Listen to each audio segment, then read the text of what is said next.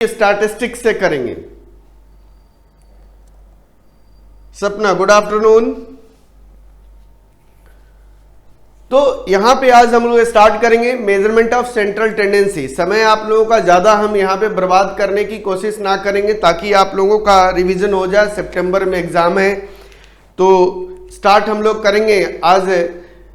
सबसे पहला स्टैटिस्टिक का chapter measurement of central tendency. तो measurement of central tendency start करने से पहले मुझे स्टैटिस्टिक्स के हल्के बैकग्राउंड पे आऊंगा मैं, क्योंकि स्टैटिस्टिक्स में जब हम measurement of central tendency, dispersion का कैलकुलेशन, कोरिलेशन और रिग्रेशन का कैलकुलेशन करते हैं तो यहाँ पे ये क्या चीजें हैं स्टैटिस्टिक्स में इसको यूज किया गया, क्या किस लिए यूज किया गया, यानी किस रूप में यूज किया गया है इसे। बेटा अगर स्टैटिस्टिक्स की बात करूं तो स्टैटिस्टिक्स क्या कहता है। स्टैटिस्टिक्स दो डेफिनेशंस में, एक प्लूरल सेंस में और सिंगुलर सेंस में। प्लूरल सेंस में डेटा को रिप्रेजेंट करता है, सिंगुलर सेंस में हमारे पास मेथड्स को रिप्रेजेंट करता है। एमसीक्यू क्वेश्चन पे आप लोग ध्यान रखना है, यहाँ पे सिंगुलर सेंस मेथड्स को डिफाइन करेगा और प्लूरल सेंस आपको इस पे डिफाइन करेगा आपको डेटा को। यानी स्टैटिस्टिक्स प्लूरल सेंस में डेफिनेशन क्या हो सकता है, statistics an aggregate of facts. Aggregate of facts, facts means what is information, information is also called data, तो ये डेटा होता है। तो यहां पे एक सिंगुलर सेंस में और मेथड्स में क्या है, it is a process. It is a process, एक प्रोसेस है किसका, कलेक्शन का, सॉर्टिंग का। सॉर्टिंग का मतलब क्लासिफिकेशन का, प्रेजेंटेशन का, फिर एनालाइजिंग का। तो एनालाइज जब करते हैं तो हम क्या करते हैं, उसमें टूल्स अप्लाई करते हैं। जब आप किसी चीज को एनालाइज करते हो, आप मान लो अकाउंट्स ही पढ़ते हो, आप किसी भी कंपनी का आप उसका फाइनेंशियल स्टेटस एनालाइज करना चाहते हो तो कुछ टूल्स अप्लाई करते हो कि नहीं करते हो। सेम उसी तरीके से अगर मुझे डेटा का एनालिसिस करना है, स्टैटिस्टिकल मेथड्स के द्वारा एनालिसिस करना है तो उसमें हम टूल्स अप्लाई करते हैं। वह टूल्स होता है हमारा measurement of central tendency, measurement of dispersion, measurement of correlations and regressions, time series, index number, probability is used for sampling. हमें यहाँ पे प्रोबेबिलिटी पढ़नी है। तो आप लोगों को बेटा यहाँ पे पढ़ना है स्टैटिस्टिकल डिस्क्रिप्शन ऑफ डेटा में आपको ग्राफिकल रिप्रेजेंटेशन, यानी कि स्टैटिस्टिकल ग्राफिकल रिप्रेजेंटेशंस, यानी रिप्रेजेंटेशन ऑफ डेटा। सेकंड में आपको इसमें सेंट्रल टेंडेंसी एंड डिस्पर्सन पढ़ना है, एंड देन उसके बाद हमारे पास कोरिलेशन, रिग्रेशन है, and then time series, index number and हमारे पास प्रोबेबिलिटी पढ़ना है। ये सारी चीजें स्टैटिस्टिक्स में पढ़ना है। मैथमेटिक्स में हमें क्या पढ़ना है, आपको रेशियो, प्रोपोर्शन एंड वेरिएशन, दूसरा simple interest, compound interest, and third हमारे पास है इसमें अरिथमेटिक में तो आपको पढ़ना है यहाँ पे आपको arithmetic progression and geometric progression. And second जो यूनिट है आपका मैथ्स का वह है आपका सेट्स थ्योरी है, परमुटेशन एंड कॉम्बिनेशंस है, लॉगरिथमिक है, ये आपका है क्वाड्रेटिक इक्वेशन, सिंपल बेसिक, ये आपका है मैथमेटिक्स का सेकंड पार्ट। तो चलिए हम लोग आज स्टार्ट करते हैं। सबसे पहला measurement of central tendency. Measurement of central tendency start करने से पहले बेटा हम लोग कुछ डेटा के बारे में, जब आप कैलकुलेशन करने के लिए जाओगे डेटा से आपको रूबरू होना पड़ेगा। डेटा को अगर मैं कैलकुलेशंस के पॉइंट ऑफ व्यू से क्लासीफाई कर रहा हूं, यानी हमें टूल्स अप्लाई करना है, तो टूल्स अप्लाई करने के लिए हमें जो क्लासिफिकेशन करेंगे वह क्लासिफिकेशन हम यहां पे दो तरह का करेंगे। डेटा का क्लासिफिकेशन दो तरह का होगा। फर्स्ट हमारे पास है अनग्रुप्ड, ध्यान रखना अनग्रुप्ड लिखते भी चलोगे क्योंकि इसमें आपको शॉर्ट क्वेश्चन बनता चला जाएगा, एमसीक्यू क्वेश्चन बनता चला जाएगा। दूसरा ग्रुप्ड, हमने डेटा को दो पार्ट में डिवाइड कर दिया। सबसे पहला अनग्रुप्ड, दूसरा ग्रुप्ड है। अब बेटा आ जाओ अनग्रुप्ड। अनग्रुप्ड कहने का मतलब आपने प्रेजेंटेशन किया है सिर्फ रॉ फॉर्म में है, यानी ungrouped data is also called raw data. This is also called raw data, इसको हम रॉ डेटा कहते हैं। आपको अनग्रुप्ड है, अगर आपको कैलकुलेशन करने के लिए अनग्रुप डेटा कंसीडर करते हो तो उस केसेस में यह साइज बहुत ज्यादा नहीं होगा, स्मॉल साइज डेटा होता है। स्मॉल साइज डेटा होता है, और इसे हम लोग क्या कहते हैं, ungroup data is also called individual observation. Individual observation,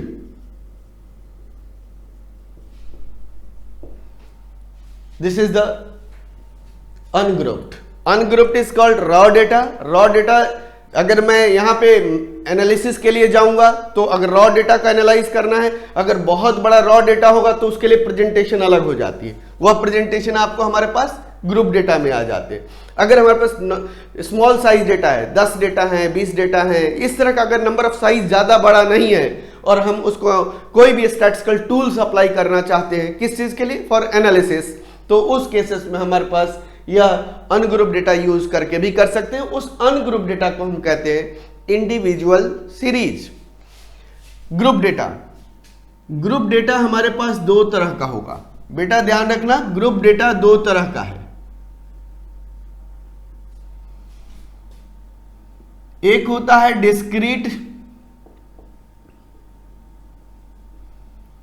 series या डिस्क्रीट ऑब्जर्वेशन या डिस्क्रीट वेरिएबल्स भी कहते हैं। कॉन्टिन्यूअस सीरीज, अब देखोगे जरा हमारे पास यहां पे अनग्रुप्ड है और मैंने जब ग्रुप्ड करते हैं तो वहां पे फ्रीक्वेंसी डिस्ट्रीब्यूशन बनाई जाती है। लॉजिकली सोचना है, अगर मान लो हमने 100 ऑब्जर्वेशन कलेक्शन किए हैं, मान लो कि 100 स्टूडेंट्स का मार्क्स है, मार्क्स हमारे पास है, तो मार्क्स 100 स्टूडेंट्स का है, तो मार्क्स 0 से लेकर 100 तक का है, तो उसको क्लासिफाई कर लेते हैं हम। क्यों? क्योंकि डेटा साइज बड़ा हो गया। 0 to 10 में कितने स्टूडेंट्स हैं, 10 to 20 में कितने स्टूडेंट्स हैं, इंटरवल कन्वर्ट किया, that is a grouped large data ही हो गया। लेकिन मैंने 20-30 मान लिया कि 20 कंपनियों का मैंने देखा कि शेयर की प्राइस ज्यादा वेरी नहीं हो रहा है, 10 to 50 के बीच में, 10, 20, 30, 40, 50 ये शेयर की प्राइस है, और कौन कौन सी कंपनियां हैं उसकी शेयर की प्राइस चेंजेज हो रही हैं, अगर मैं उसका देखता हूं तो उस केसेस में हमारे पास not a large data, not to a small data. अगर मीडियम साइज डेटा है तो इंडिविजुअली उसकी फ्रीक्वेंसी के साथ अगर रिप्रेजेंटेशन करते हैं, उस फ्रीक्वेंसी डिस्ट्रीब्यूशन को कहते हैं डिस्क्रीट सीरीज। एंड अगर लार्ज डेटा है और क्लास इंटरवल फॉर्म में अगर आप करते हो, that is a continuous series. यानी group data is also the frequency distribution को रिप्रेजेंट करता है। आप लोग यहां ध्यान रखना, जहां पे भी फ्रीक्वेंसी डिस्ट्रीब्यूशन मतलब ऑब्जर्वेशन और उस ऑब्जर्वेशन के साथ अगर फ्रीक्वेंसी अरेंज्ड हो तो उसे कहा जाएगा ग्रुप डेटा, और वह उसके अंडर में क्या आ जाएगा, discrete individual observation with frequency. अगर हमारे पास रिप्रेजेंटेशन है that is a discrete, and continuous अगर क्लास इंटरवल फॉर्म में है तो वह कॉन्टिन्यूअस कहा जाएगा। यानी इसको हम लिख सकते हैं individual observation with frequency, individual observation with frequency is called discrete series. अगर मैं इसको एग्जांपल लूं, हमने ले लिया weight, number of students 50, 52, 53, 54, 55, 5 student 6, 8, 3, 4। यह रिप्रेजेंटेशन क्या बता रहा है, ये हमारे पास क्या बता रहा है, 50 स्टूडेंट्स, 50 वेट वाले 5 स्टूडेंट्स हैं, 52 स्टूडेंट्स वाले 6 हैं, 52 वेट वाले 6 स्टूडेंट्स हैं, 53 वेट वाले 8 स्टूडेंट्स हैं। इंडिविजुअल ऑब्जर्वेशन अगर उसकी फ्रीक्वेंसी के साथ में अगर अरेंजमेंट होगा, that is a discrete series, and this is also called a frequency distribution. यानी ऑब्जर्वेशन उसकी फ्रीक्वेंसी के साथ डिस्ट्रीब्यूट करके अगर एक्सप्रेस किया जाए, that is the frequency distribution. लेकिन अगर क्लास इंटरवल फॉर्म में हो तो 10 to 20, 20 to 30, 30 to 40 अगर इस तरह का हमारे पास सीरीज हो तो उसे कहा जाएगा कॉन्टिन्यूअस सीरीज। फटाफट यहां तक कॉपी करोगे आप लोग। नेक्स्ट हम कॉन्टिन्यूअस सीरीज के बारे में आगे बढ़ेंगे।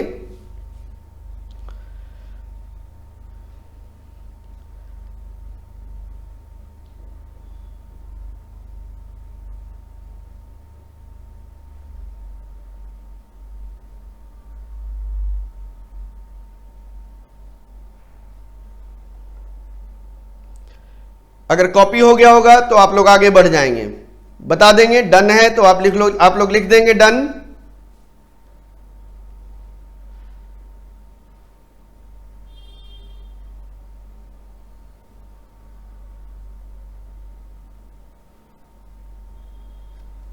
चलिए आगे बढ़ते हैं हम लोग।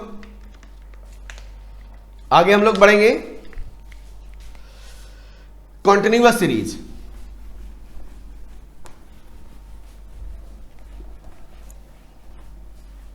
आप लोग कॉन्टिन्यूअस सीरीज में लिखेंगे कॉन्टिन्यूअस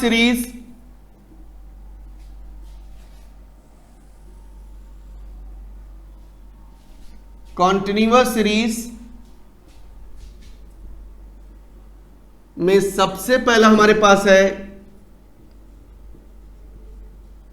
इंक्लूसिव सीरीज, दूसरा होगा exclusive series,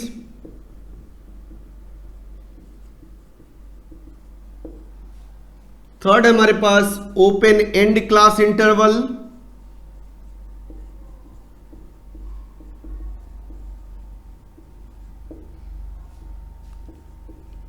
less than distribution,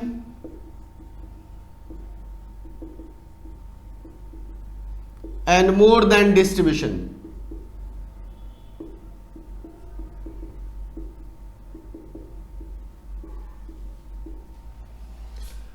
अब देखिए बेटा, अगर less inclusive series, exclusive series, open end class interval, less than distribution and more than distribution, यहां पे हमने कॉन्टिन्यूअस सीरीज को 5 पार्ट में डिवाइड कर दिया। अब ये सारे फ्रीक्वेंसी डिस्ट्रीब्यूशन है और इंटरवल फॉर्म में होगा। अगर हमारे पास सबसे पहला कहता है कि इंक्लूसिव सीरीज क्या होता है, इंक्लूसिव सीरीज में क्या है, अगर क्लास इंटरवल का कोई भी हमारे पास डिस्ट्रीब्यूशन, कोई भी इंटरवल जो हमारे उसके यानी कि जो भी फ्रीक्वेंसी डिस्ट्रीब्यूशन गिवन है उसके बोथ एंड इंक्लूड हो, यानी हमारे पास लोअर और अपर एंड दोनों अगर इंक्लूड है क्लास इंटरवल का किसी भी फ्रीक्वेंसी डिस्ट्रीब्यूशन में, तो उसे कहा जाएगा inclusive series. In any frequency distribution, in any frequency distribution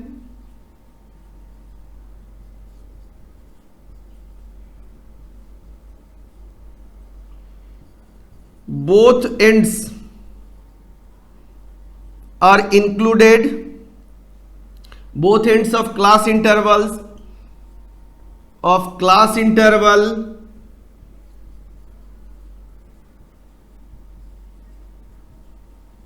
included। अगर किसी भी फ्रीक्वेंसी डिस्ट्रीब्यूशन में क्लास इंटरवल के दोनों एंड इंक्लूड होंगे उसे कहा जाएगा इंक्लूसिव सीरीज। आपको ध्यान रखना है बेटा, एग्जांपल मैंने लिया, अगर हमारे पास class interval 10 to 19, 20 to 29, 30 to 39 and 40 to 49, this is the inclusive series 10 to 19, 10 is also included and 19 is also included। 10 भी इंक्लूड होगा और 19 भी इंक्लूड होगा। 20 and 29 both are included, 30 and 39 are included, 40 and 49 are included, they are called inclusive series। अब बात करेंगे, आप लोग कहोगे कि सर कन्वर्ट कैसे करें, करेंगे अभी उसको। अब आते हैं हम लोग एक्सक्लूसिव सीरीज में। आप लोगों को यहाँ पे एमसीक्यू क्वेश्चन बनता है बेटा, आप लोग ध्यान रख लेना इस पॉइंट पे। क्या है क्वेश्चन में, any frequency distribution whose both end of class interval are considered then it is called inclusive series. आप लोग यहां ध्यान रखोगे, आपको MCQ question theoretical point of view से है यहां। दूसरा हमारे पास है एक्सक्लूसिव सीरीज। अब क्या कहता है, in any frequency distribution, in any frequency distribution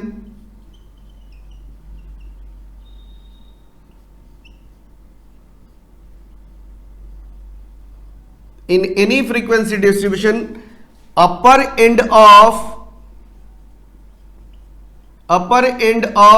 class interval, CI लिख रहा हूं बेटा, आप लोग CI का मतलब है यहां पे क्लास इंटरवल, आप लोग इस चीज को ध्यान रखना। Upper end of class interval is not included.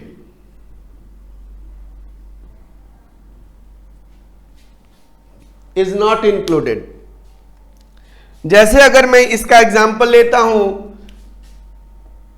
Exclusive series का एग्जाम्पल हमारे पास है, जैसे 10 to 20, 20 to 30, 30 to 40, 40 to 50।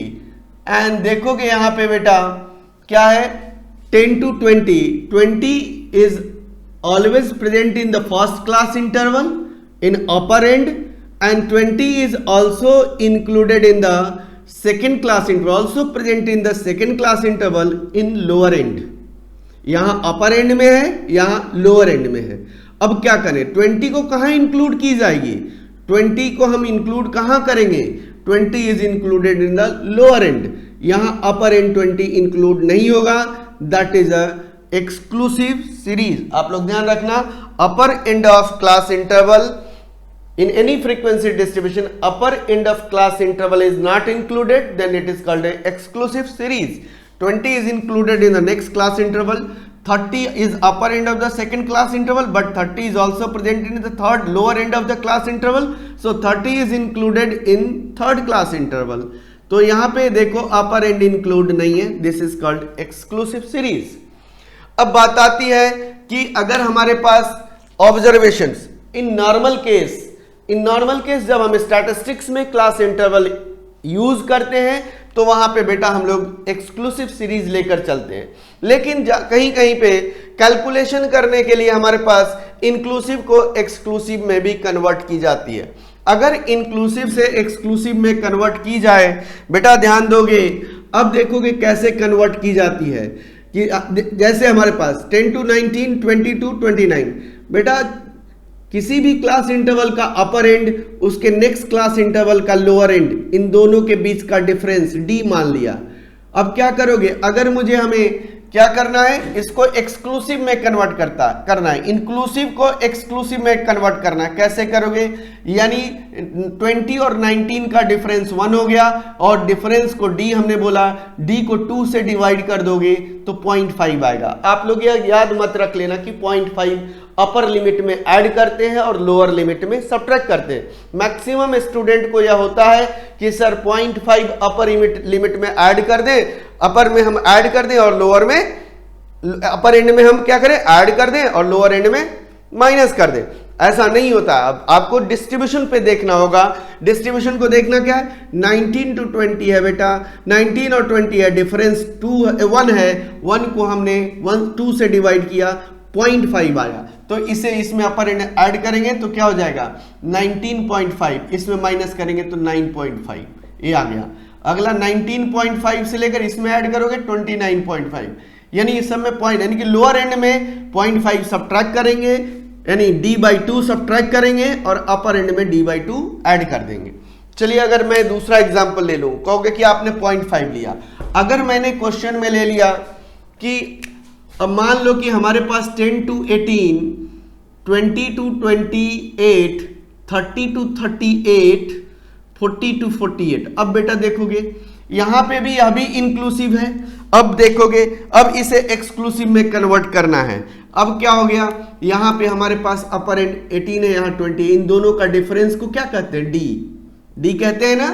तो d/2 देखो, 20 में से 18 माइनस किया, 2 डिवाइडेड बाई 2 कितना हो गया 1, तो 18 में 1 ऐड कर देंगे तो 19, और 10 में माइनस करेंगे तो 9, 9 to 19, इसमें माइनस करेंगे तो 19 to 29, 29 to 39, 49 to 50, sorry 39 to 49। देखो इस तरीके से कन्वर्जन करना है। हमें देखना है क्या, किसी भी क्लास इंटरवल का अपर एंड और उसके नेक्स्ट क्लास इंटरवल का लोअर एंड, उन दोनों का डिफरेंस इज d/2, जो भी होगा d/2 उसी के आधार पे आपको कैलकुलेट करना है। क्लियर है यहां तक सभी को? इंक्लूसिव से एक्सक्लूसिव कैसे कन्वर्जन होगा ये हमने बता दिया यहां पे। अब बात आती है ओपन एंड क्लास इंटरवल का। ओपन एंड, एंड का मतलब खुला हुआ, यानी एक एंड खुला हुआ होना चाहिए या दोनों एंड खुला हुआ होना चाहिए, यही चीज कहता है यहां पे। अब बात आती है ओपन एंड की, तो हम यहां पे कह सकते हैं कोई भी फ्रीक्वेंसी डिस्ट्रीब्यूशन जिसके फर्स्ट क्लास इंटरवल का लोअर एंड बात यहां पे समझना है, वह क्लास इंटरवल वह फ्रीक्वेंसी डिस्ट्रीब्यूशन जिसके फर्स्ट क्लास इंटरवल का लोअर एंड डिफाइन ना हो या लास्ट क्लास इंटरवल का अपर एंड डिफाइन ना हो या दोनों डिफाइन ना हो, यानी फर्स्ट क्लास का lower end and upper and भी डिफाइन ना हो। 3 केस मैंने बताया, फर्स्ट क्लास इंटरवल का लोअर एंड डिफाइन ना हो, लास्ट क्लास इंटरवल का अपर एंड डिफाइन ना हो और या दोनों डिफाइन ना हो, तो उसे कहा जाता है ओपन एंड क्लास इंटरवल में।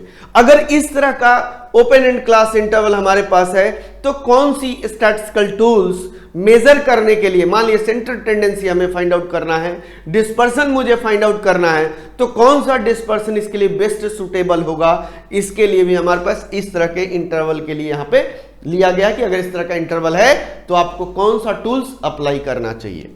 तो आइए हम लोग यहां पे देखते हैं ओपन एंड क्लास इंटरवल क्या कहता है। मैंने लिखा example 1, below 10, 10 to 20, 20 to 30, 30 to 40। एक एग्जांपल मैंने ये ले लिया। दूसरा example 0 to 10, 10 to 20, 20 to 30, 30 and above। And third is below 10, 10 to 20, 20 to 30, 30 to 40, 40 and above। अब देखो जरा, यह फ्रीक्वेंसी डिस्ट्रीब्यूशन है, यह क्लास इंटरवल है, कंटिन्यूअस सीरीज है, इसका lower and below 10। What is the meaning of below 10? 10 से छोटा। 10 से छोटा क्या? 5 भी हो सकता है, 5 to 10 भी हो सकता है, 6 to 10 भी हो सकता है, 8 to 10 भी हो सकता है, 4 to 10 भी हो सकता है, 0 to 10 भी हो सकता है। This is not uniquely defined. यह डिफाइन नहीं कर रहा है कि बिलो 10 में क्या लेंगे, आप अपनी मर्जी से मान लेते हो कि 0 to 10। क्यों मानते हो? एजम्पशन लेते हो, ना कि एक्चुअल हो। फैक्ट्स है, जब आपने एजम्पशन लोगे, स्टैटिस्टिक्स कहता है कि अगर आप एजम्पशन लोगे तो उस एजम्पशंस के आधार पर ही आपका रिजल्ट आएगा, लेकिन जब हम आगे कैलकुलेशन करेंगे तो उसके लिए बेस्ट क्या होना है वो आगे की बातें करेंगे। लेकिन ध्यान रखना, इस तरह के डिस्ट्रीब्यूशन को हम कहेंगे ओपन एंड क्लास इंटरवल। यानी बिलो 10 इज नॉट डिफाइंड, हम उसको एक्चुअली डिफाइन नहीं कर पाएंगे कि बिलो 10 कितना होगा। 30 and above, 30 and above is 30 से बड़ा, 30 से 40 आप एजम्पशन लोगे, क्योंकि 10-10 का डिफरेंस है, इसलिए आपका 10 का डिफरेंस मान लिया। अगर मैंने इसमें से किसी का बीच का डिफरेंस चेंज कर देता तो अब क्या करते आप? तो this is your assumption, 30 and above, 30 to 40, 30 to 38, 30 to 45, ऐसे भी कर सकते हैं। That is a assumption based. This is also the open end class interval. अगला हमारे पास है बिलो 10 एंड 40 अबव, दोनों एंड, यानी lower end, first class interval का lower end and last class interval का अपर एंड दोनों डिफाइन नहीं है। This is called open end class interval. Open end class interval के लिए जो स्टैटिस्टिकल टूल्स अप्लाई करेंगे मेजरमेंट ऑफ सेंट्रल टेंडेंसी में, वह कौन सा बेस्ट होगा, जब हम टूल्स स्टार्ट करेंगे उसमें बताते चलेंगे।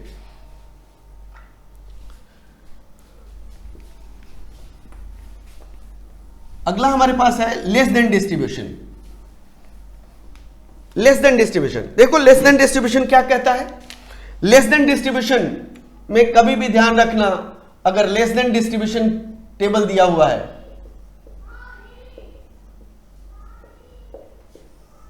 हमारे पास मान लो दिया हुआ है marks below 10, below 20, below 30, below 40, और इसके साथ नंबर ऑफ स्टूडेंट्स दे देगा। बेटा ध्यान देना जरा इस चीज को, मैं यहां समझा रहा हूं। बिलो 10 5, 15, 23, 25, ये हमारे पास है। अब देखो बेटा यहां पे बिलो 10 मींस अब हमारे पास मार्क्स है, मार्क्स को हम यहां पे निगेटिव नहीं मान के चलते हैं, तो 0 to 10, below 20 0 to 20, below 30 0 to 30 and below 40 0 to 40। ध्यान देना, this is not a actual class interval. हमने क्या पढ़ा है कॉन्टिन्यूअस सीरीज में, क्या 0 to 10, 10 to 20, 20 to 30, देन यहां पे बिलो 10 0 to 10, बिलो 20, बिलो 20 में, यानी बिलो 20 0 to 20, तो 0 to 20 में 0 to 10 वाले भी इंक्लूड हो गए। तो इसकी जो फ्रीक्वेंसी होगी, इस क्लास इंटरवल की फ्रीक्वेंसी में बिलो 10 की फ्रीक्वेंसी भी इंक्लूड हो जाती है, यह क्यूमुलेटिव फ्रीक्वेंसी मानी जाती है। ऑलवेज ध्यान रखना बेटा, आप लोग जो भी लेस देन डिस्ट्रीब्यूशन की फ्रीक्वेंसी गिवन होगी वह क्यूमुलेटिव फ्रीक्वेंसी गिवन होती है। कौन सी गिवन होगी? क्यूमुलेटिव फ्रीक्वेंसी, क्यूमुलेटिव फ्रीक्वेंसी यह गिवन होगी, या ध्यान रखना, लेस देन डिस्ट्रीब्यूशन हो या मोर देन डिस्ट्रीब्यूशन। मोर देन डिस्ट्रीब्यूशन क्या कहता है? मोर देन डिस्ट्रीब्यूशन ये हमारे पास above 0, above 10, above 20, above 30 यह दिया हुआ है।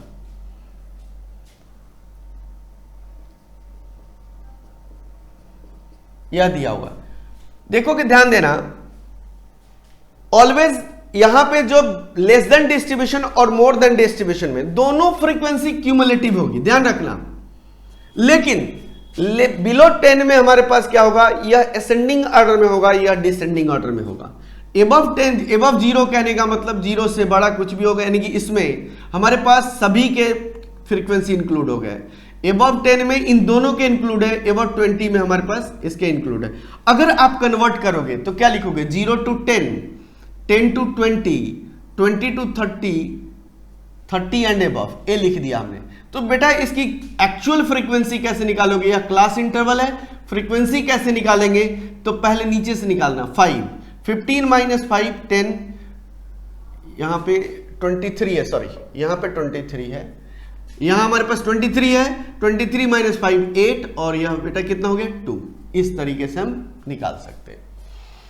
तो इस तरीके से निकाला जा सकता है। और यहां पे कैसे निकालोगे? अगर मान लो कन्वर्ट करेंगे 0 to 10, 10 to 20, 20 to 30, 30 to 40, 5, 15 में से 5 माइनस करेंगे 10, 23 में से 15 माइनस करेंगे तो 8, एंड 25 में से 23 माइनस करेंगे 2, यानी यहां पे हमें नेक्स्ट से उसके पहले वाले को सब्ट्रैक्ट करते चले जाएंगे, हमारा फ्रीक्वेंसी निकल जाएगा। डिफरेंस यही ध्यान रखना है कैलकुलेशन करते वक्त। ये तो हमने डेटा के बारे में डिस्क्राइब कर दिया। अब हम लोगों को यहां से स्टार्ट करना है।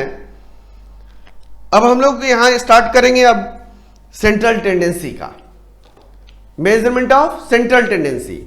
अब यहां से स्टार्ट करते हैं। चलिए आप लोग, ये तो बेसिक चीजें हमने डेटा के बारे में समझाया, और जो थ्योरेटिकल क्वेश्चंस बनेंगे उसके अकॉर्डिंगली भी चलना है।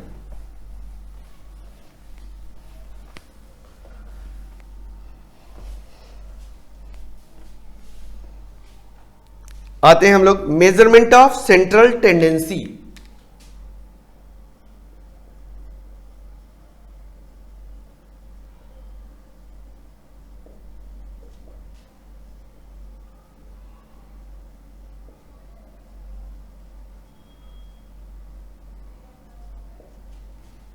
सेंट्रल टेंडेंसी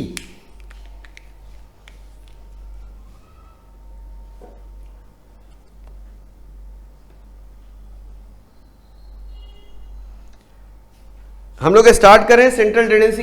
इससे पहले आप लोगों के मन में क्वेरीज अगर हैं तो आप लोग कमेंट बॉक्स पे क्वेश्चन डालो। आपको मैंने 2 मिनट का आप लोगों को समय दे रहा हूं, आप लोग कमेंट बॉक्स पे क्वेश्चन डालो ताकि मैं जो पॉइंट्स है वो समझा दूं आगे आप लोगों को, इसको स्टार्ट करने से पहले।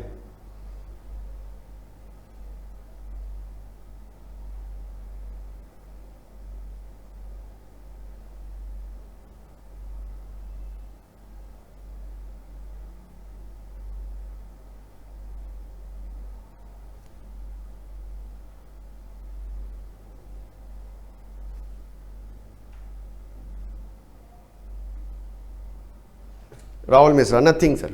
चलिए आगे बढ़ते हैं।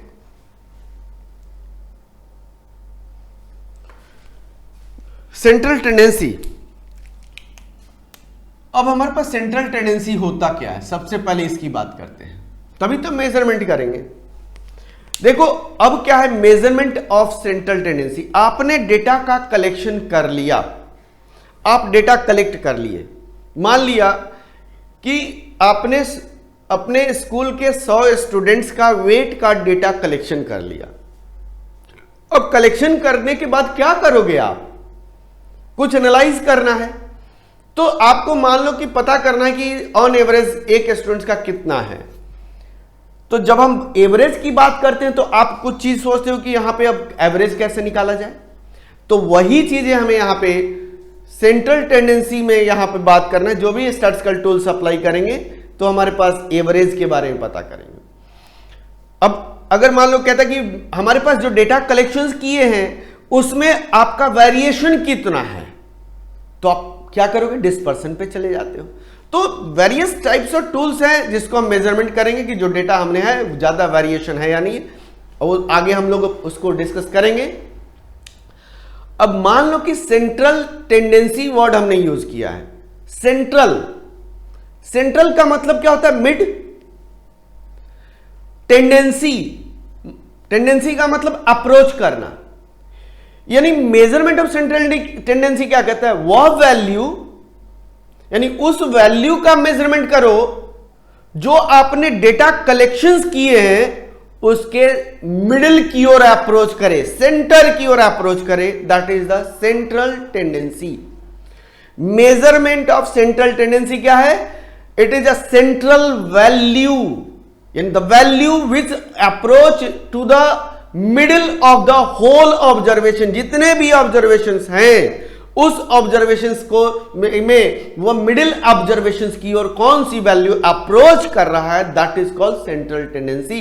And central tendency word is also called central value, and this is also called central locations, and this is also called average. आप लोग ध्यान रखना है, यानी central value, central tendency is also called central value, this is also called central value, this is also called central location,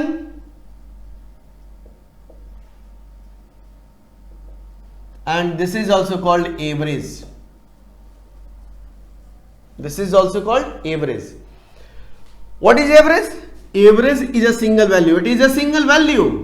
It is a single value. It is a single value. Average, it is a single value which represents the whole observation. यानी वह central value, वह middle observation जो सारे observations को represent कर दे। It is a single value which represents the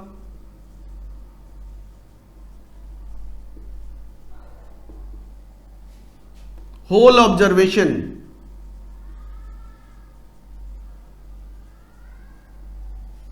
It is a single value which represents the whole observation. This is called central tendency.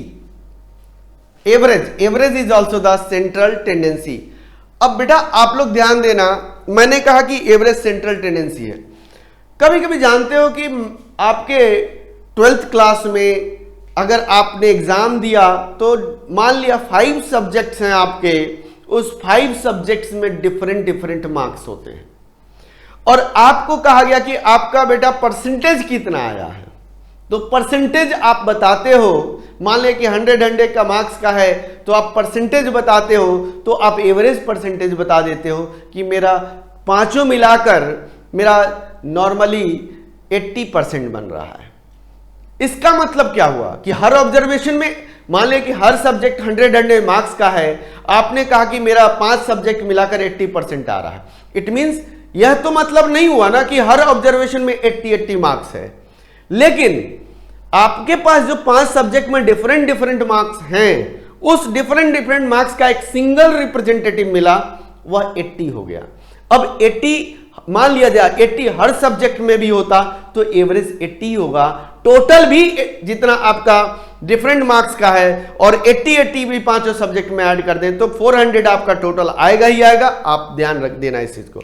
अगर आपने कहा कि आपके 5 सब्जेक्ट का आपका 80% मार्क्स आया है, इसका मतलब आपके 5 सब्जेक्ट का टोटल 400 आया होगा। तो 400 डिवाइडेड बाई 5 कर दिया आपने, 80 आ गया। अब मैंने कहा कि अगर हर सब्जेक्ट में 80 भी होता तो आपका 400 ही होता और एवरेज भी 80 होता। यह एवरेज एक सिंगल वैल्यू हो गया जो पूरे ऑब्जर्वेशंस को रिप्रेजेंट कर दिया। तो this is a average. Average is a single value which represent the whole observation. यानी आपको कह सकता है व्हाट इज, यानी कि विच ऑफ द, इसको एमसीक्यू क्वेश्चन कहेगा, single value which represents the observation. नाम दे देगा central tendency, dispersion, correlation, regression, that is a central tendency. Central tendency is also called average. तो आप लोग ध्यान रखोगे, central tendency, central value, central location and average, all these 4 names क्या है हमारे पास, सेम है। यह हमारे पास चारों नाम आप लोगों का इसका सेम है। This is a average. किसी को डाउट इस पॉइंट तक बेटा? किसी को डाउट इस पॉइंट तक? चलिए आगे बढ़े।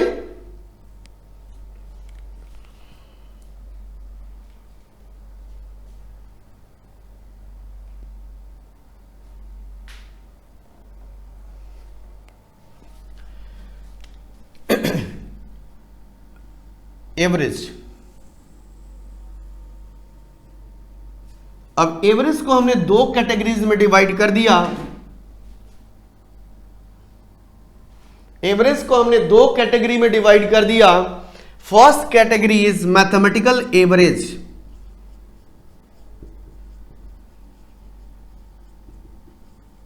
बेटा ध्यान रखना, mathematical average. And second is called positional average.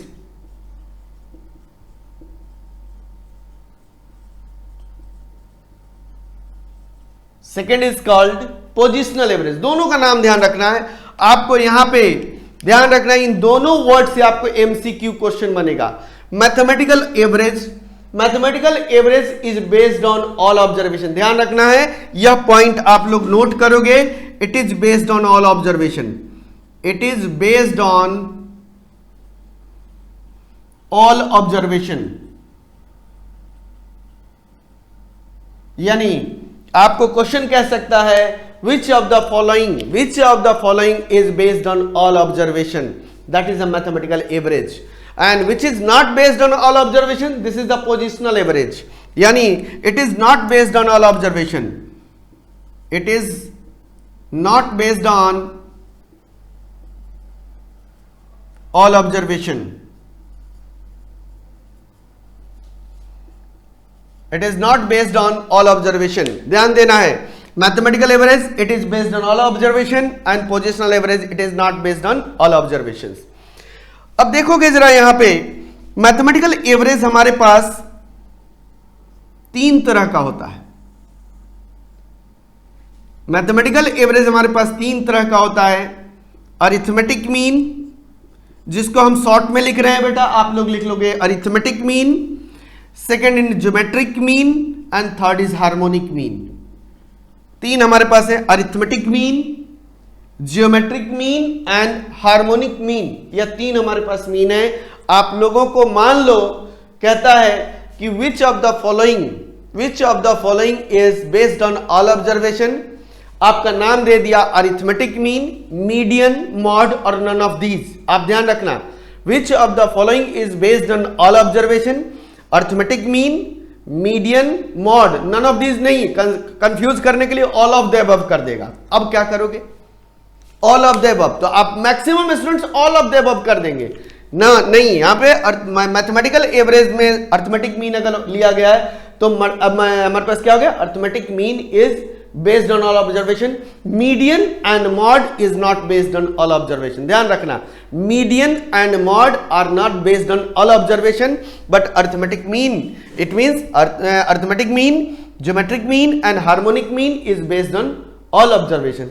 देखोगे मैथमेटिकल वर्ड यूज किया गया है, यहां पोजिशनल वर्ड यूज किया गया है। मैथमेटिकल वर्ड कहने का मतलब आप मैथमेटिकल ऑपरेटर, यानी आप उसको कैलकुलेट करके जितने भी ऑब्जर्वेशन है उन सभी का मैथमेटिकल ऑपरेटर अप्लाई करके आप क्या करते हो, एवरेज निकालते हो, that is mathematical average. Arithmetic mean, geometric mean and harmonic mean.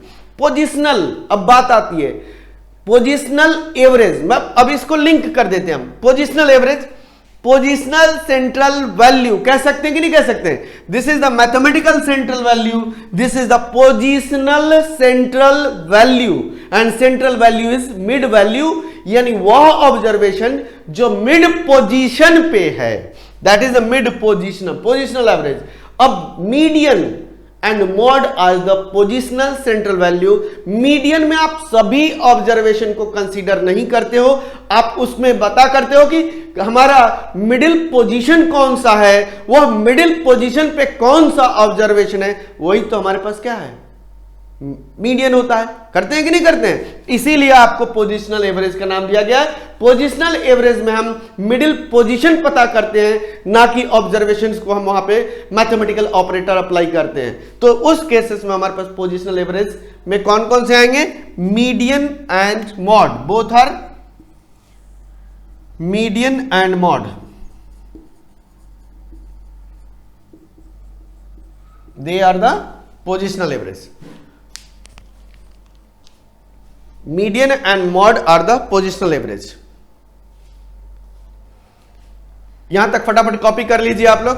Copy करके अगर आप लोग कमेंट बॉक्स पे आ जाएंगे,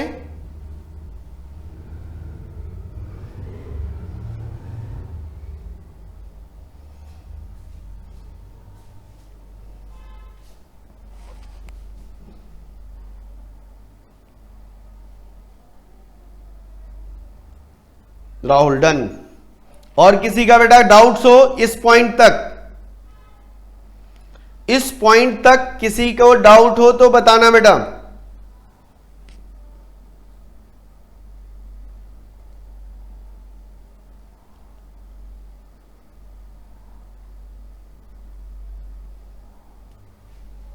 ओके चलिए अरिथमेटिक मीन की बात करते हैं एक एक करके।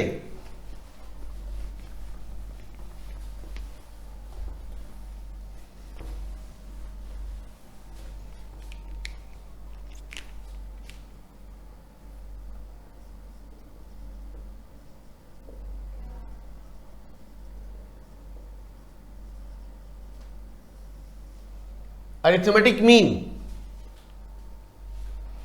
अरिथमेटिक मीन का डेफिनेशन क्या कहता है? अब चलिए यहां पे arithmetic mean is the ratio of sum of observations and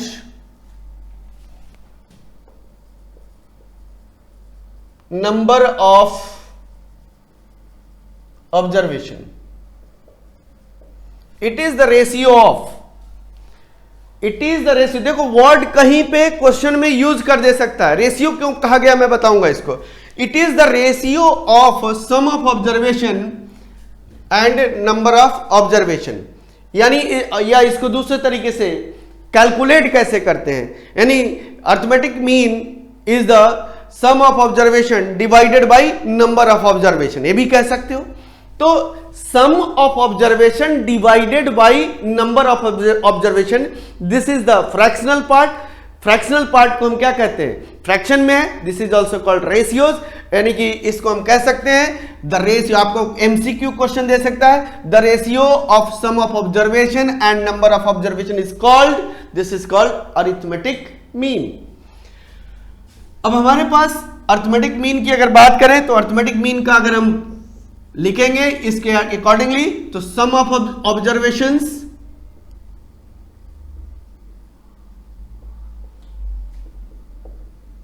divided by number of observations,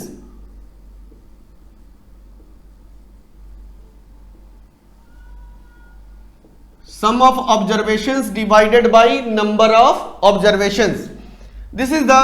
अब देखोगे sum of observation divided by number of observation, इसको क्या लिख सकते हैं? This is also represented in the ratio, इसीलिए रेशियो कहा गया। आपको क्वेश्चन में ट्रिकी कर देगा, यहां पे चेंज कर देगा आपको डेफिनेशन में। क्या करोगे आप? डायरेक्ट में तो आप कह सकते हो arithmetic mean is the arithmetic mean is the sum of observation divided by number of observation. ये तो सबको ही जानता है, लेकिन अगर वर्ड इसमें रेशियो दे दिया तो कंफ्यूजन क्रिएट हो गई। तो यहाँ पे वर्ड रेशियो में भी दे सकता है, तो आप लोग यहाँ ध्यान रखोगे। Arithmetic mean is the ratio of the sum of observation and number of observation. अब हमारे पास अर्थमेटिक मीन कैलकुलेट करना है। हमारे पास हमने डेटा के बारे में अभी पढ़ा है। डेटा में हमने कितने तरीके का डेटा पढ़ा है? टोटल, अगर मैं बात करूं टोटल डेटा कितने तरीके का मैंने पढ़ा है, हम लोगों ने कितना पढ़ा है? इंडिविजुअल, डिस्क्रीट, कंटिन्यूअस में 5, तो टोटल कितने हो गए? 7 हो गए कि नहीं हो गए? यानी हमारे पास कैलकुलेशन के बारे में इंडिविजुअल सीरीज के बारे में होना चाहिए। दूसरा हमारे पास डिस्क्रीट सीरीज पे भी आप कैलकुलेशन करोगे। तीसरा हमारे पास कंटिन्यूअस सीरीज में 5 का करना पड़ेगा, तभी हमारे पास यह सेंट्रल टेंडेंसी कंप्लीट होगा। सेंट्रल टेंडेंसी जैसे ही आपका बेस हो जाएगा, ऑटोमेटिकली आप फटाफट जल्दी से आपका आगे कोर्स बढ़ता चला जाता है। तो यानी आपका जो टॉपिक होगा बहुत स्पीड में निकलेगा। लेकिन यहां पे पहले सेंट्रल टेंडेंसी पे बेस कर लेते हैं। चलिए आते हैं हम लोग इंडिविजुअल सीरीज। इंडिविजुअल सीरीज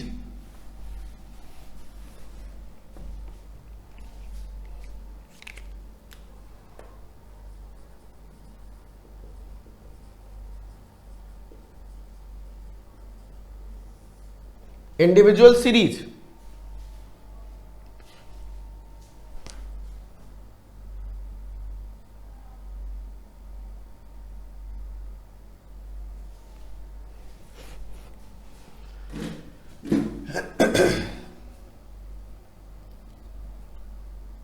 चलिए let x1 x2 x3 and up to xn be n observations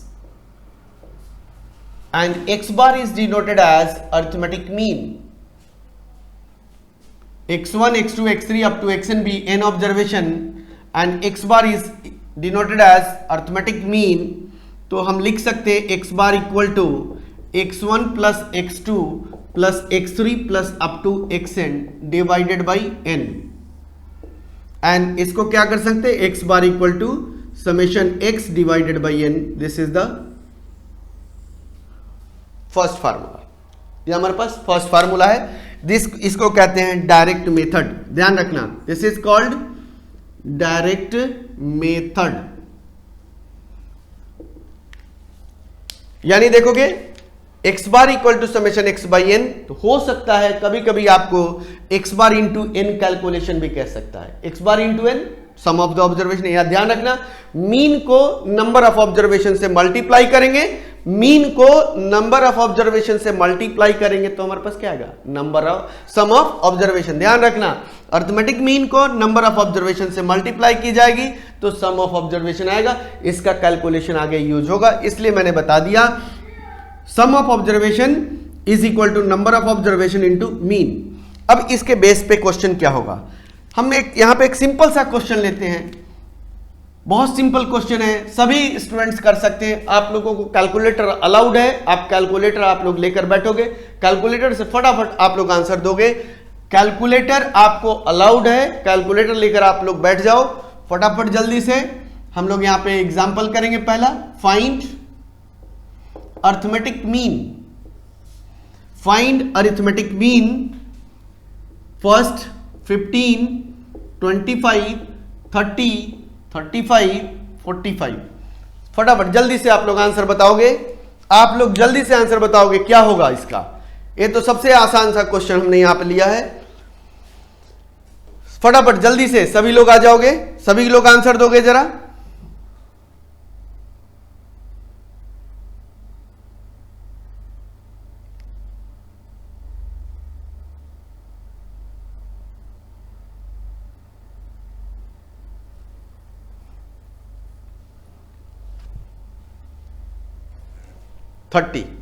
सभी को ऐड करेंगे। देखो x बार क्या हो जाएगा हमारे पास? x bar is equal to 15 plus 25 plus 30 plus 35 plus 45 divided by total number of observation is 5।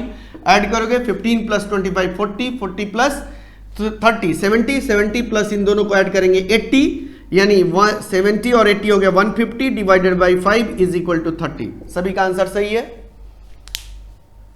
चलिए अगला क्वेश्चन, डायरेक्ट मेथड से ही अभी चल रहे हैं हम लोग।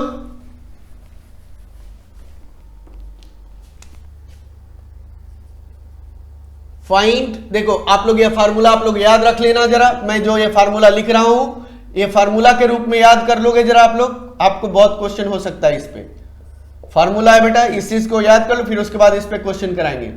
1 + 2 + 3 plus up to n terms, इसको कहा जाता है sum of first n natural number, sum of first n natural number, इसको बोलते हैं 1 + 2 + 3 up to n terms is equal to n into n + 1/2, यह याद रख लेना है।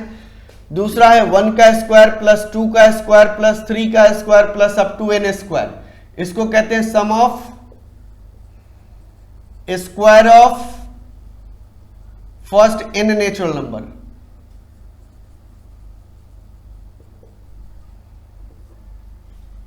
Is equal to n into n + 1 into 2n + 1 divided by 6, 1 cube plus 2 cube plus 3 cube plus up to n cube, इसे कहते हैं सम ऑफ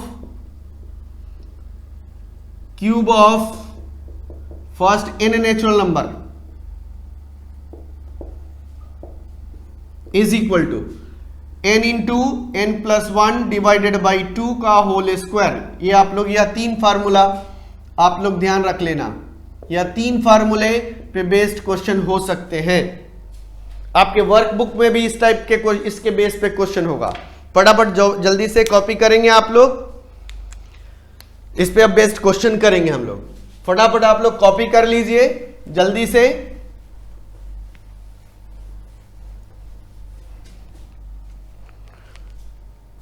अब इन तीनों के बेस पे क्वेश्चन क्या होगा, फाइंड, क्वेश्चन मान लिया जाए find arithmetic mean of first n natural number,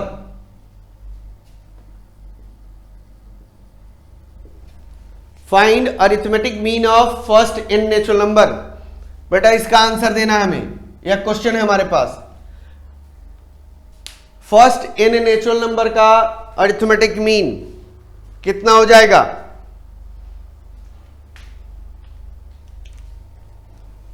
देखोगे हमारे पास, ध्यान रखना फर्स्ट n नेचुरल नंबर कहता है तो क्या हो जाएगा 1 2 3 एंड अप टू n, यही ना, तो x bar equal to 1 + 2 + 3 up to n, यही लिखोगे।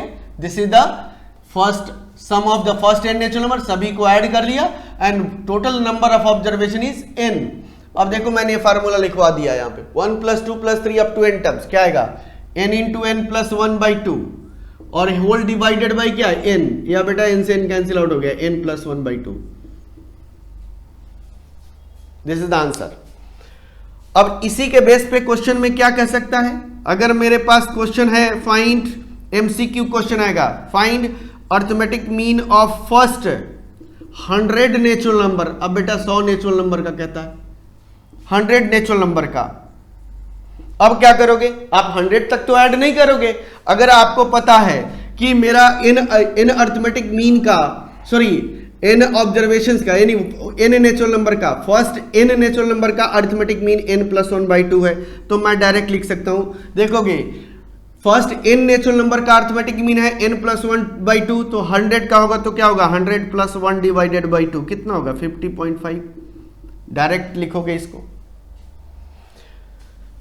इन दोनों क्वेश्चन में किसी को डाउट हो तो बताओगे जरा, इन दोनों क्वेश्चन में मैंने जो अभी दोनों एग्जांपल लिए हैं उसमें कोई डाउट हो तो बताना।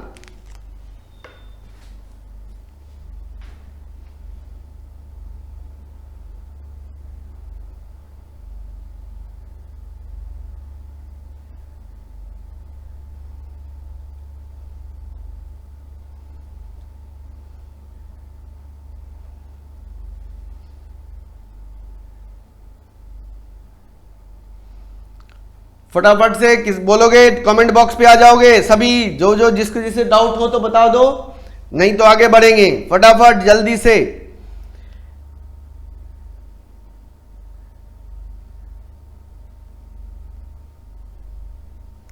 चलिए आगे बढ़ते हैं, क्लियर का मैसेज आ रहा है, क्लियर है। अगला क्वेश्चन, अगला क्वेश्चन अब इसी के बेस पे नेक्स्ट हमारे पास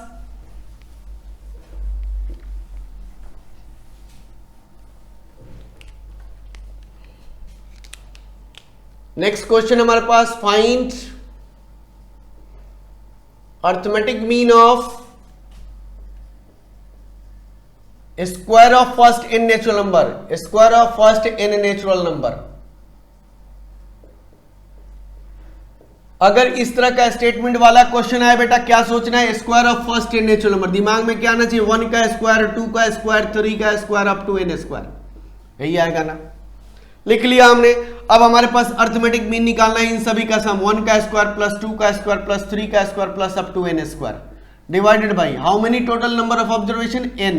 अब देखो बेटा, हमने फार्मूला यहां बता दिया, क्या है, n into n plus 1 into 2n plus 1 divided by 6 whole divided by n। देखो क्या हो जाए, कैंसिल आउट हो गया, यहां से क्या बचा, n plus 1 into 2n plus 1 divided by 6। This is the answer.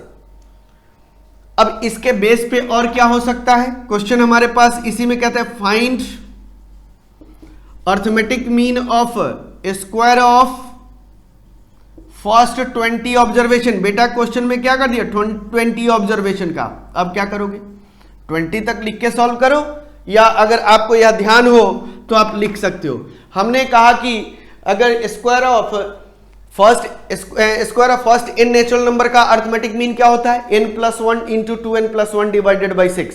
तो n के जगह पे क्या है हमारे पास, 20, यानी हम लिख सकते हैं 20 प्लस 1 इंटू 2 इंटू 20, n के जगह पे 20 पुट कर रहे हैं, 20 प्लस 1 डिवाइडेड बाई 6। अब बेटा सॉल्व कर लो, 21 इंटू 41 डिवाइडेड बाई 6, यहां 3 7 जा और 3 2 जा। अब इसको मल्टीप्लाई करेंगे, 7 287 डिवाइड बाई 2 कितना हो जाएगा, 143.5, यही आएगा 143.5।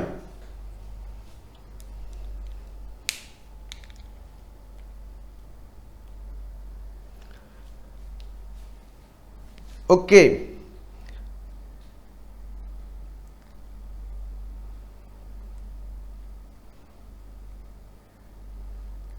बेटा बोलो सेकंड क्वेश्चन किसका डाउट था। सेकंड क्वेश्चन जो हमने किया था n के जगह, हमने फर्स्ट क्वेश्चन देखो मैंने कहा क्या, अभी जो क्वेश्चन किया था बेटा, फर्स्ट क्वेश्चन में क्या था कि फर्स्ट n नेचुरल नंबर का, मैंने उसके बाद फर्स्ट 100 नेचुरल नंबर का, तो n के जगह पे 100 पुट कर दो बेटा। तो पहले वाला जो आंसर था n प्लस 1 बाई 2, तो n के जगह पे 100 पुट कर दो, तो 100 प्लस 1 डिवाइडेड बाई 2। सैफी बताओगे,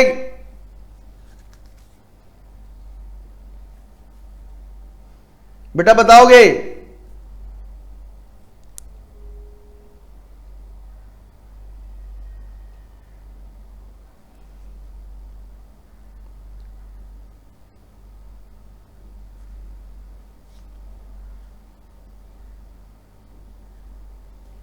आगे बढ़े, चलिए कोई डाउट नहीं, अभी आगे बढ़े।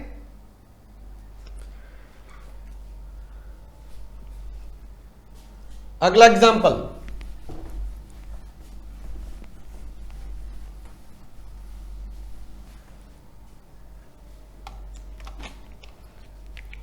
अगर इत्तेफाक से आप लोग क्वेश्चन नहीं पूछ पाते हो तो व्हाट्सएप नंबर पर जो मैंने अभी क्वेश्चंस कराए हैं उसमें अगर कोई भी डाउट हो आप लोग कॉपी कर लेंगे, उसको फोटो खींचकर भेज देंगे कि मुझे क्या डाउट है, आप लोग अपना वॉइस रिकॉर्ड करके भेज दोगे ताकि फिर मैं समझा दूं उसमें, ये ध्यान रखना आप लोग।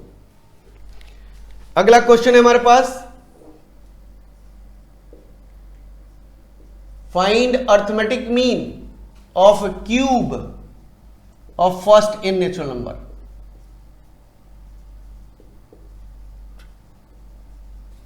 Cube of first n natural number है।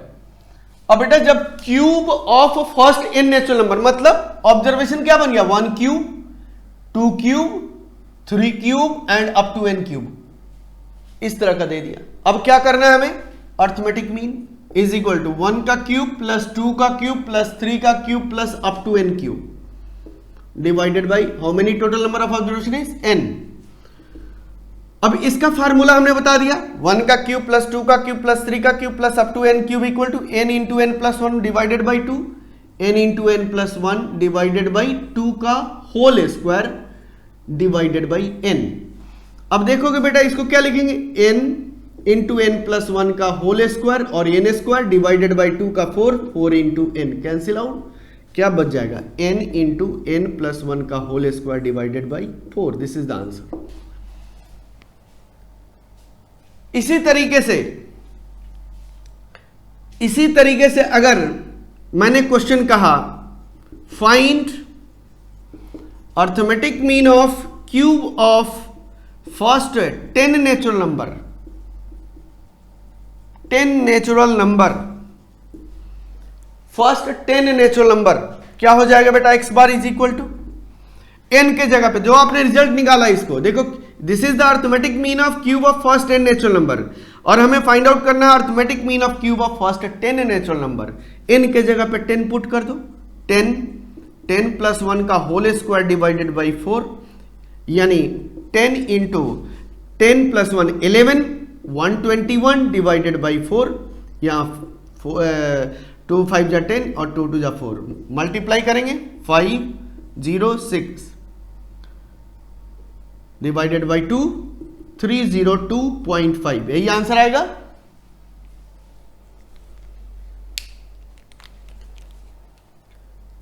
$57.19। सैलेस गलत था तुम्हारा।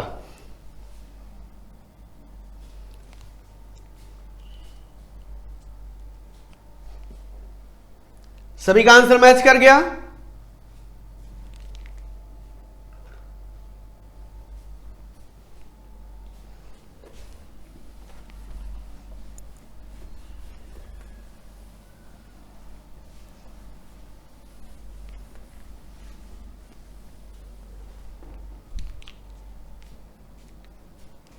एक क्वेश्चन का आंसर दोगे,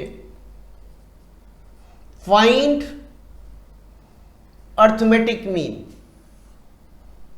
5, 10, 15, 20 and up to 100।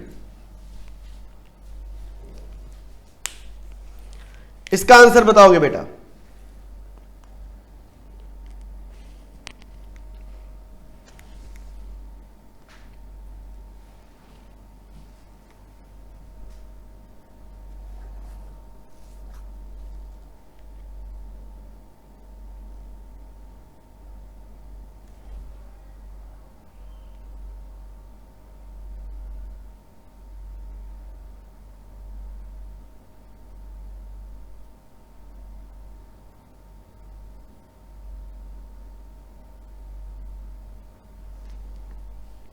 Ten point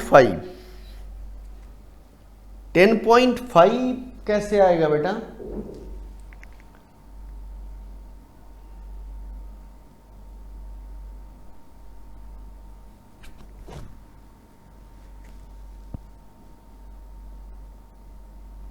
Rahul check करो अपना क्वेश्चन।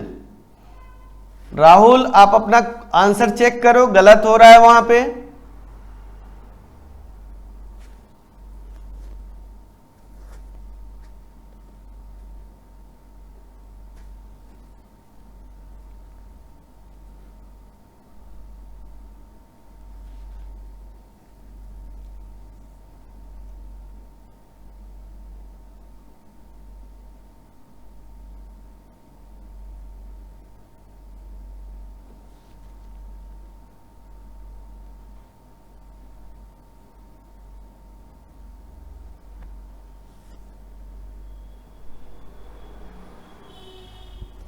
और किसी का? चलो मैं बताता हूं। इस क्वेश्चन को दो तरीके से सॉल्व कर सकते हैं, थोड़ा सा ध्यान देना। अगर इस क्वेश्चन को सॉल्व करोगे तो ध्यान देना, शॉर्टकट तरीका क्या है। आपको एमसीक्यू में क्वेश्चन अगर आ गया, देखो कि यहां पे यह सीरीज डिफरेंस बराबर है बेटा, यह डिफरेंस बराबर है, यानी यह एपी सीरीज फॉर्म करता है। सभी ने 10th क्लास में पढ़ के भी आए हैं, यह एपी सीरीज का फॉर्मेशन करता है, जीपी का नहीं, एचपी का नहीं। ध्यान रखना, इस क्वेश्चन में हमने यहां से सिर्फ यह क्वेश्चन एपी सीरीज के लिए दिखा दिया। अगर कोई भी सीरीज एपी में हो तो अरिथमेटिक मीन शॉर्टकट कैसे निकालोगे? देखो शॉर्टकट कैसे निकालेंगे। X bar is equal to क्या करेंगे, last term plus first term, यानी 100 plus 5 divided by 2 is equal to 50.5. This is the answer.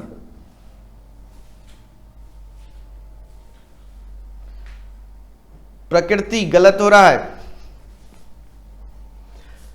अब देखो कहोगे कि सर की बताओ आप कैसे. चलिए अब इसको सॉल्व करके बता देता हूं मैं.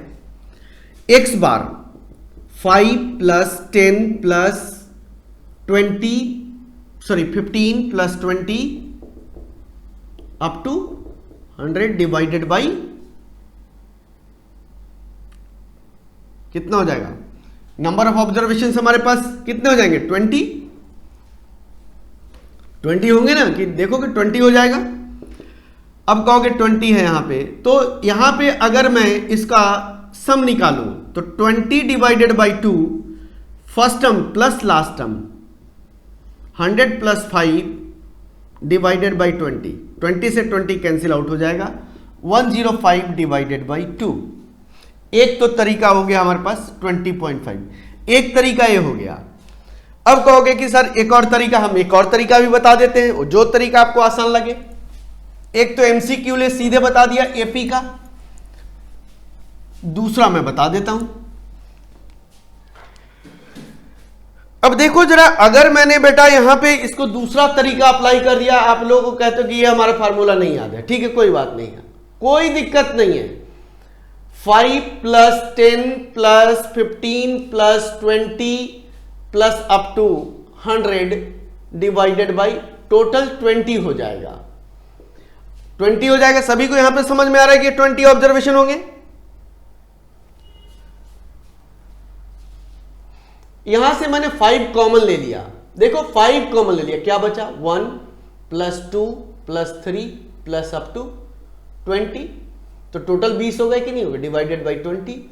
अब बताओ, अब मैंने 5 को बाहर कर दिया, 1 plus 2 plus 3 plus up to 20 divided by 20. देखो ये क्या बता रहा है, एन नेचुरल, यानी कि 20 नेचुरल नंबर का अर्थमेटिक मीन, 20 नेचुरल नंबर का अर्थमेटिक मीन यही कह रहा है कि नहीं कर रहा है. तो क्या लिखोगे, 5 इंटू 20 अर्थमेटिक, यानी फर्स्ट 20 नेचुरल नंबर का, फर्स्ट 20 नेचुरल नंबर का arithmetic mean 20 plus 1 divided by 2 कितना हो जाएगा, 5 इंटू 21 बाई 2, 5 इंटू 52.5, सॉरी यहां पे 52.5 आएगा, सॉरी 52.5, ठीक 10.5 52.5. दिस इज, आप लोग यहां करेक्ट कर लोगे 52.5 सही है बेटा. ध्यान लोगे यहां पे 52.5 आएगा, मैंने वहां पे 50 पॉइंट लिख दिया था, 52.5 आएगा. 105 को 2 से डिवाइड करेंगे 52.5 आएगा.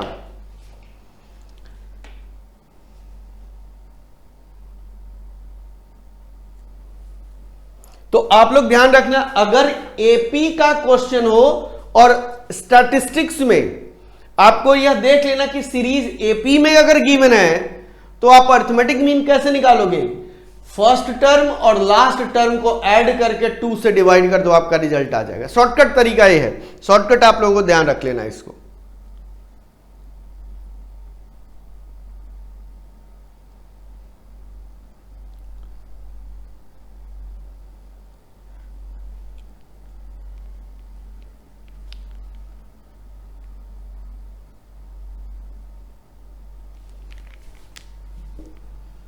52.5 यहां भी आएगा ना, 52.5.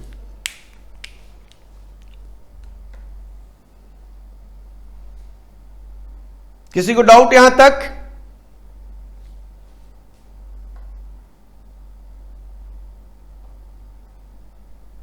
किसी को डाउट?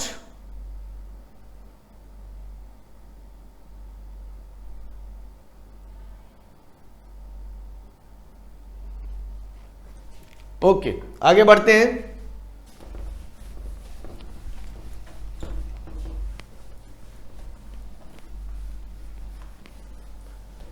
यह डायरेक्ट मेथड का क्वेश्चन था.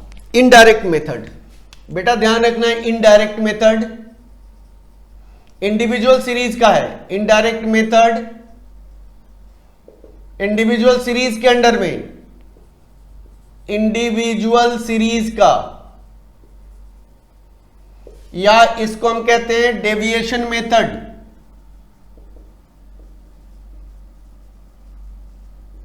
Deviation method,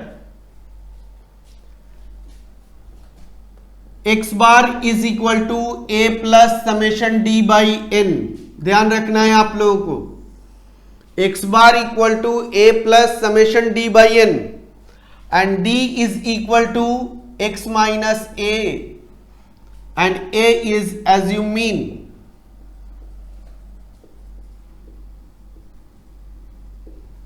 A is assumed mean, ध्यान रखना है। N number of observation, d is deviation, x minus a. एक पॉइंट आप लोग ध्यान रखोगे, सम ऑफ डेविएशन यानी this is the sum of d, summation d मतलब sum of deviation.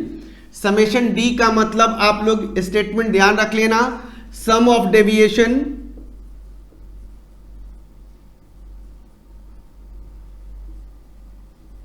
Taken from assumed mean,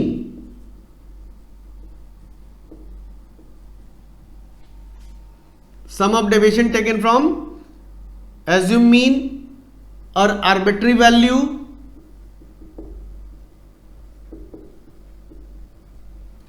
और सेंट्रल वैल्यू, कुछ भी हो सकता है। d equal to x minus a भी हो सकता है, लेकिन ध्यान देना बेटा, अगर a एज्यूम मीन लिया गया है तो हमारे पास d equal to x minus a होगा। लेकिन एक प्रॉपर्टीज आप लोगों को ध्यान रख लेना है, क्वेश्चन प्रॉपर्टीज क्या कहता है, sum of deviation, sum of deviation taken from their arithmetic mean,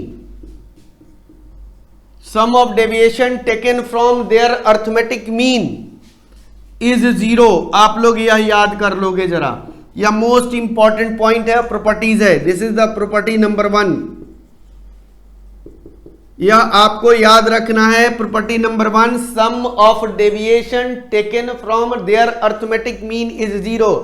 सिर्फ अर्थमेटिक मीन के रेस्पेक्ट में डेविएशन निकाला गया है और उस डेविएशन का सम 0 होगा, बाकी किसी में नहीं। ध्यान रखना, ना एज्यूम्ड मीन में 0 होगा, ना हमारे पास आर्बिट्री वैल्यू में होगा।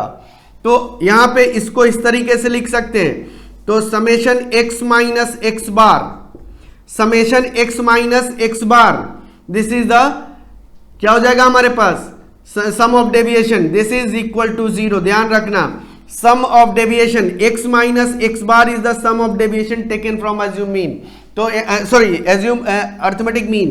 और यहां पे क्या है, यह इसके लिए अगर ये आप यूज करोगे तो sum of deviation taken from their arithmetic mean नहीं होगा, यहां पे एज्यूम मीन लिए हो तो एज्यूम मीन के रेस्पेक्ट में होगा। ध्यान रखना, sum of deviation taken from their arithmetic mean is 0, लेकिन sum of deviation taken from any other value other than arithmetic mean will not be equal to 0, may not be 0, या हो सकता है। ध्यान रख लेना, अगर 0 हो गया तो वह अरिथमेटिक मीन के रेस्पेक्ट में ही 0 होगा, बाकी किसी के रेस्पेक्ट में 0 नहीं होगा। आप लोग यह ध्यान रख लेना।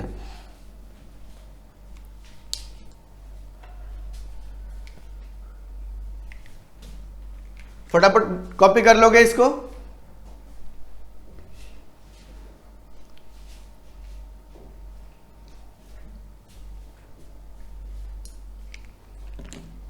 फटाफट कॉपी कर लोगे आप लोग।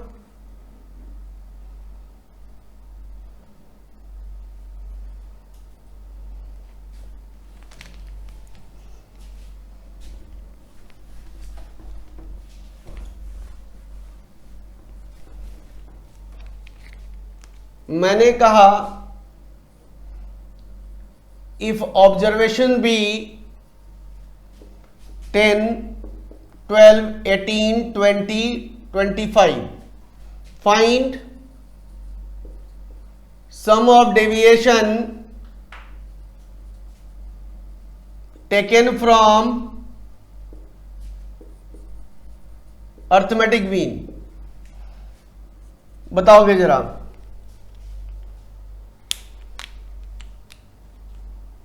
मैंने एक क्वेश्चन दिया आप लोगों को, आंसर बताओगे।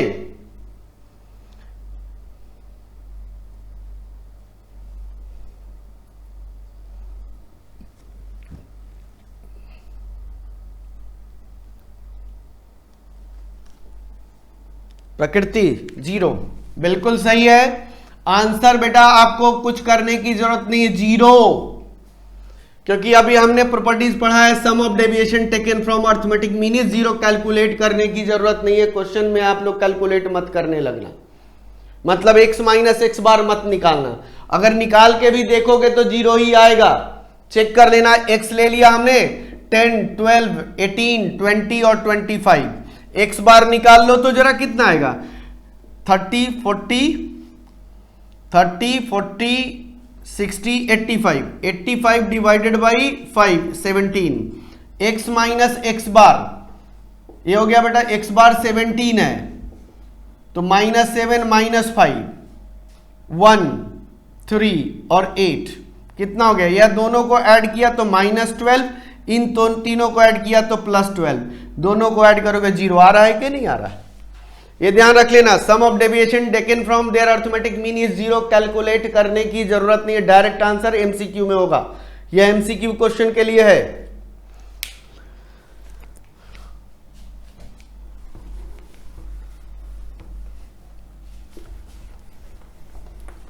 अगला question, if sum of deviation taken from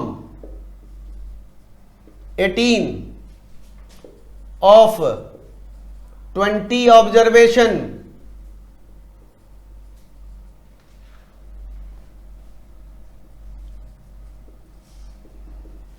is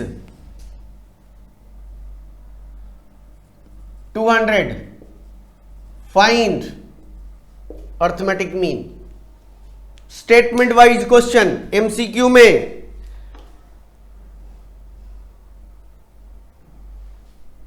if sum of deviation taken from 18 of 20 observation is 200, statement को हमें समझना है बेटा, ध्यान रखना। Sum of deviation taken from 18 may be arithmetic mean, may be assume mean. ध्यान देना, क्या 18 अर्थमेटिक मीन है, अर्थमेटिक मीन के रेस्पेक्ट में डेविएशन लिया गया है या एज्यूम मीन के रेस्पेक्ट में। सबसे पहला जजमेंट यही करना पड़ेगा। अब कहता है कि sum of deviation taken from 18 of 20 observation, number of observation 20 हो गया बेटा, और sum of deviation summation D हमारा 1 2 क्या है हमारे पास 200।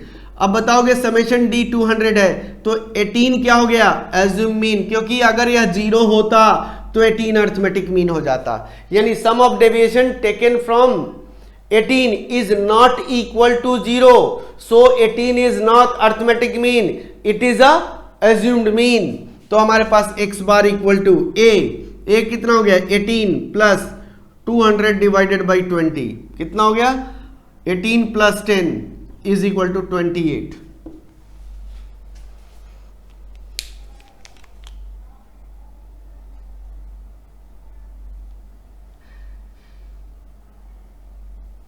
इस पॉइंट पे किसी को डाउट बेटा?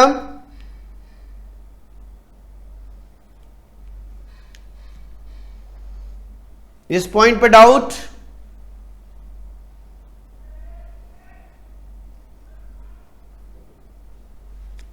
चलिए आगे बढ़ते हैं, अगला question.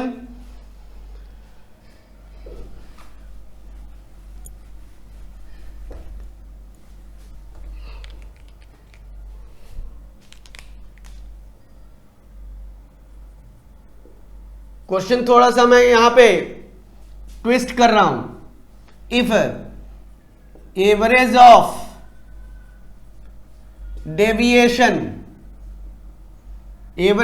Deviation of 50 observation taken from 15 is 5. Find arithmetic mean.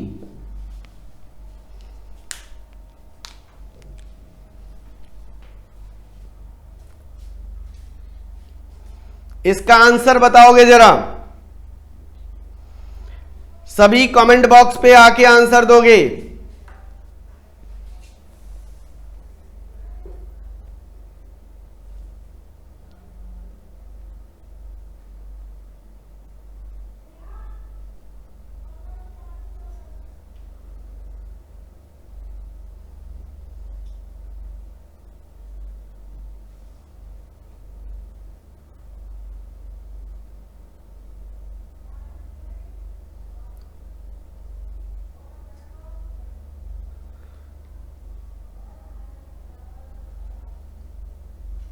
सपना का आंसर आ रहा है 15.1।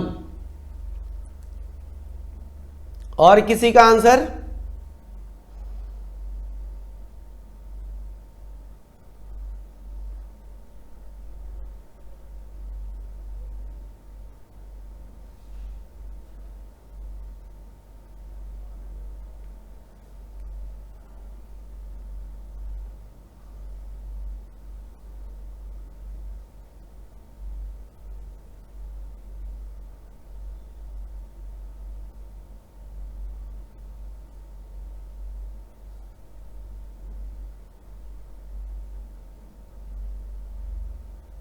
— 15.5 अक्षिता का भी आया है।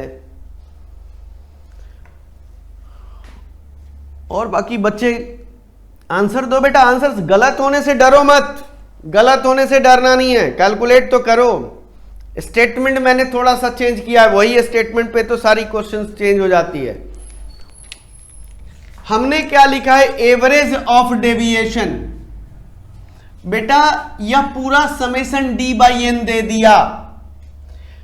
समेशन डी बाई एन मतलब एवरेज ऑफ डेविएशन हो गया कि नहीं हो गया? समेशन डी बाई 50 आपको बेटा दिया हुआ है 5, ए इक्वल टू 15। कितना हो जाएगा? X bar equal to a plus summation d by n, मतलब a 15 plus summation d by 50, 15 plus 5 is equal to 20। This is the answer.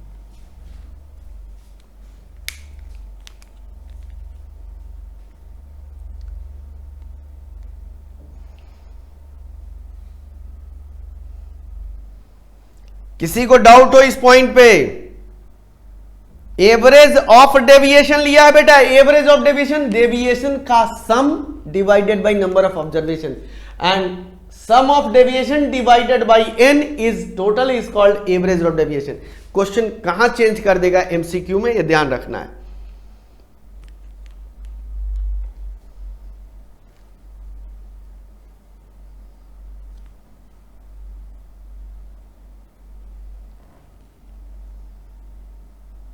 किसी को डाउट इस पॉइंट तक?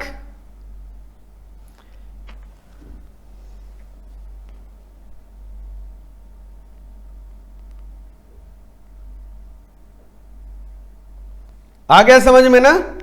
गलतियां यही पकड़नी है, ये सब चीजें पकड़ने हैं। आज हम लोग इतना ही करेंगे। नेक्स्ट क्लास में हम लोग अरिथमेटिक मीन कंप्लीट कर लेंगे और मीडियन पे क्रॉस करेंगे। कोशिश करेंगे कि हम लोग नेक्स्ट क्लास में मीडियन पे टच करेंगे। 3 क्लास में मीन, मीडियन, मॉड हम लोग कंप्लीट कर लेंगे, देन डिस्पर्सन पे आएंगे। तो इसके जल्दी जल्दी इसको हम लोग को कंप्लीट करना है। तो अभी जितने भी आपके वर्कबुक में एमसीक्यू क्वेश्चंस होंगे, थोड़ा सा उसको कर लेना है आप लोगों को। अरिथमेटिक मीन का क्वेश्चन, इंडिविजुअल सीरीज वाले जितने भी क्वेश्चन होंगे उसको करके आप लोग करना है। वर्कबुक आप लोग कर लोगे और आपके बुक में जो भी एमसीक्यू क्वेश्चन गिवन है उसे भी कर लेना, ढूंढ कर कौन सा, सिर्फ कौन से किसमें, अर्थ इंडिविजुअल सीरीज वाले। फिर डिस्क्रीट और कॉन्टिन्यूअस कराएंगे, उसमें उसको कर लेंगे। ओके, आज के लिए इतना ही बेटा। थैंक यू क्लास ज्वाइन करने के लिए। आप लोग अपना फीडबैक आप लोग दे सकते हैं। आप लोग जो भी आपके पास है नंबर, उसके अकॉर्डिंगली आप लोग फीडबैक दे सकते हैं कि क्या है, क्लासेस समझ में आई क्या और उसमें आप लोगों को करनी चाहिए, ध्यान से, और क्या आप लोगों को डिमांड है उसके अकॉर्डिंगली चलेंगे। लेकिन कोशिश करेंगे कि हम लोग मैक्सिमम से मैक्सिमम कवर अप कर लें। थोड़ा सा आप लोग सपोर्ट करें क्योंकि ये स्पीड अप करेंगे, क्योंकि समय बहुत कम है, ताकि मैं आप लोगों को खींच दूं, ताकि 2 दिन में पेपर खत्म होगा, सेकंड सेशन में शायद है आप लोगों का एग्जाम। Okay, thank you.